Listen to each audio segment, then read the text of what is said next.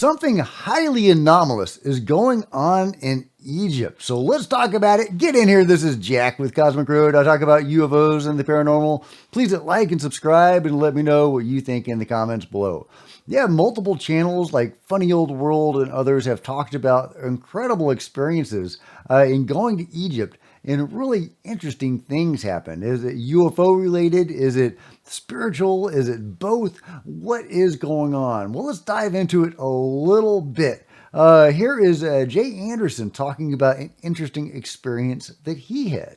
Been to Karnak, and I think it was in Karnak that I had a very strange experience with a statue of Sekhmet, which is quite a famous statue, and I didn't know that at the time. And like I said to you before we got on record, I'm actually usually a bit of an eye roller with people who are like, oh my god, I can feel the energy of this place. Holy shit, there's something going on there. I've been recording everything in Egypt, like every site. I've been trying to get as much video as I could. And I remember when they said that they were going to let us into this area where this statue of Sekhmet is. And my friend was like, this is actually quite a special area. Like, a lot of people say that they get a feeling. And I was like, okay, yeah, you know, a lot of people always say they get a feeling. And anyway, so I was going in with my camera and I came around the corner into that very plain. And I love how it's done because it's such a, like a plain square room with sand on the floor and a beam of light coming down like an Indiana Jones film that's illuminating this big statue of Sekhmet.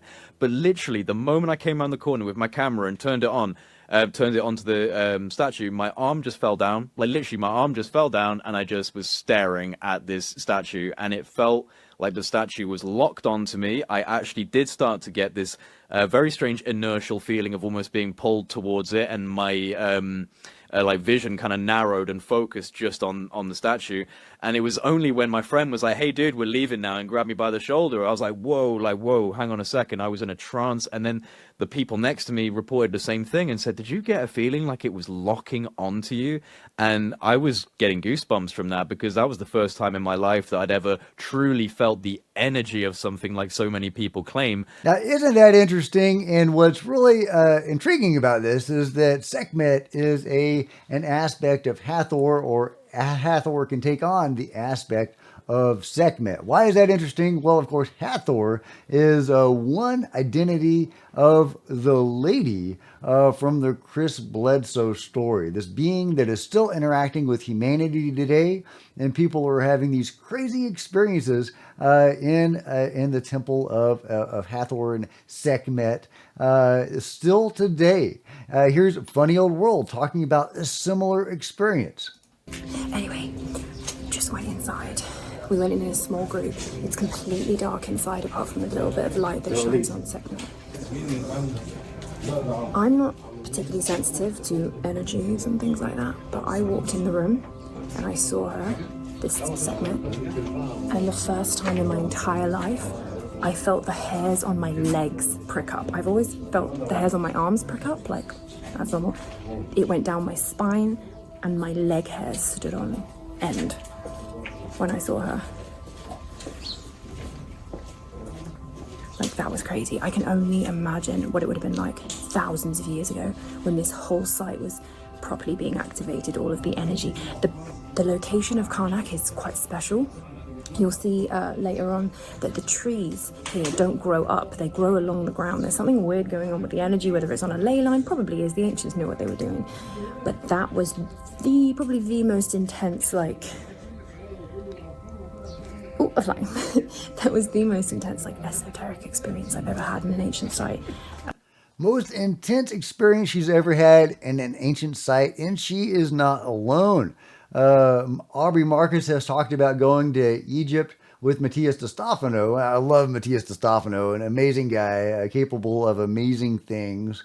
But when Aubrey went there with multiple other people to experience this with Matthias, and to participate in Matthias's activation ceremonies at the pyramid, and touring around that area. Multiple of them were having incredible metaphysical experiences. I went to Grok to encapsulate this, or at least one or two of his experiences. At the Temple of Isis and Osiris, Marcus recounts moments in the Temple of Isis at Philae at the Temple of Osiris where he felt immersed in a layered reality, physically in Egypt, but also in what he describes as another dimension. He credits Matthias de Stefano for facilitating these experiences, which involve downloading codes or lessons that Marcus says continue to influence his life. In the Osiris Temple, he describes a particularly powerful moment involving megalithic architecture that felt older than typical Egyptian structures, amplifying the sense of connection to ancient energies. And multiple other people in his group were experiencing their own incredible things, other metaphysical downloads and experiences, seemingly facilitated, by Matthias de Stefano, who is this incredible guy who can remember his past life in Atlantis and so on. It can even sing songs in Atlantean. Oramas wasote tu metet mas irfise hire prialan mas.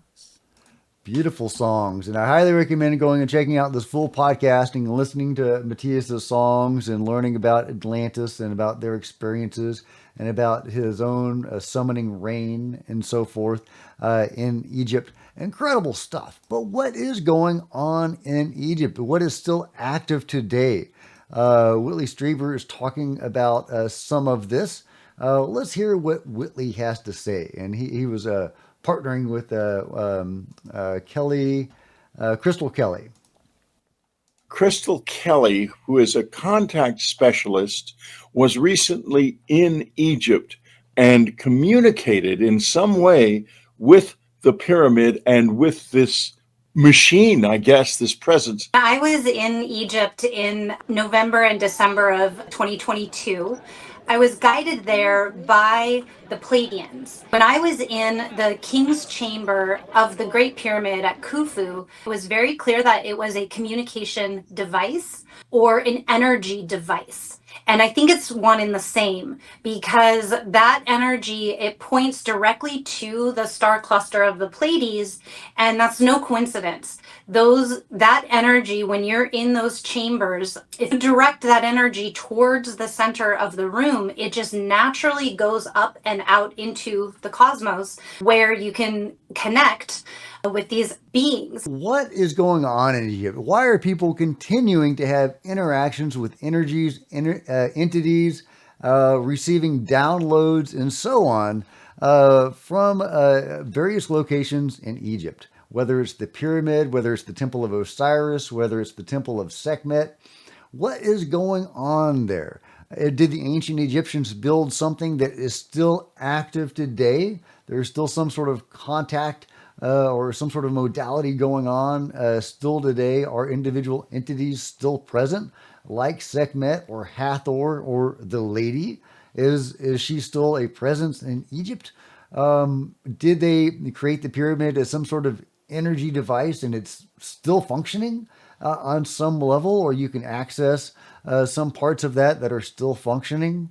What is going on there? It's just endlessly fascinating to me. I love it. I want to know the truth. I hope that megastructure under the Khafre pyramid turns out to be real. That'd be amazing. There's a lot of naysayers about that, and rightly so. We need that corroborated. So we'll see how that goes. Fingers crossed that can be corroborated, because that would be amazing. The smoking gun for Atlantis, because there's no like mundane explanation for that thing. Whatever was going on in Egypt back in the day seems like at least part of that is still going on today, and I would love to get your thoughts on what that is. So chime in below. Let me know what you think is still going on in Egypt today. Like and subscribe. Hit the bell to be notified of future videos. If you want to support Cosmic Road, grab a t-shirt or a coffee mug. Become a channel member to support Cosmic Road even more. Channel members are rock stars, and I really appreciate you guys' support. Thank you. Meanwhile, there's plenty of other videos on the channel, and I'll see you next time. This is Jack with Cosmic Road, signing out.